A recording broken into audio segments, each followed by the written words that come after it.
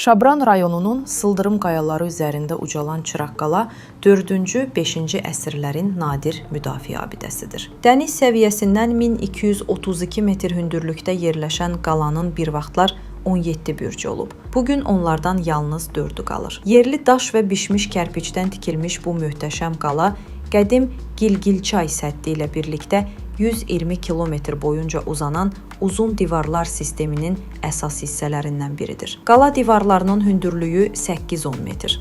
Sıldırım qayanın zirvəsindəki müşahidə bürcü isə 150 metrdir. Buradan keşikçilər Beşbarmaq dağından şimala doğru 100 kilometrlik sahil xəttini nəzarətdə saxlayıb. Qalanın özünə məxsus həbsxanası və ərzaq saxlamaq üçün buzxana anbarı mövcuddur.